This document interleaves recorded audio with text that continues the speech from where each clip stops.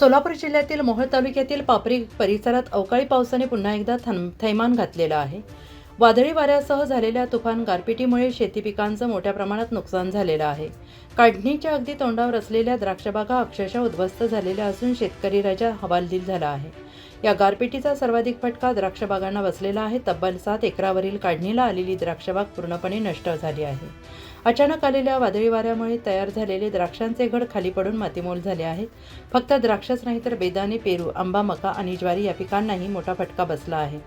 काही मिनिटातच शेतकऱ्यांचे महिन्यांचे कष्ट वाया गेले असून लाखो रुपयांचे आर्थिक नुकसान झाले आहे. या नुकसानीमुळे शेतकरी मोठ्या संकटात सापडला असून शासनाकडून तातडीच्या मदतीची मागणी केली जाते आहे. माझं नाव बालाजी भोसले, मुक्काम पोस्ट पापरी, तालुका मोहोळ, जिल्हा सोलापूर. मी पापरीतला रहिवासी आहे, पण माझ्या सध्याकडे 7 एकर द्राक्ष बाग आहे. रात्री अचानक वारा आणि पाऊस एवढा मोठ्या प्रमाणात आला की अक्षरशः गारांचा पाऊस पडला. माझ्याकडे 7 एकर द्राक्षात माझं माल आता पूर्ण हार्वेस्टिंगला आलेला आहे. माझा एकरी 2 लाख रुपये खर्च आहे सध्याला.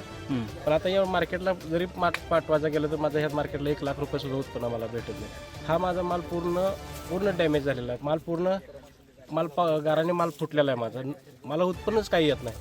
आता ह्यातलं नुकसान बघायला गेलं तर मला जरी हा माल काढायचा म्हटलं तर मला स्वखर्चाने माल काढून खाली टाकावं लागणार आहे. यातून मला उत्पन्न काहीच भेटणार नाही.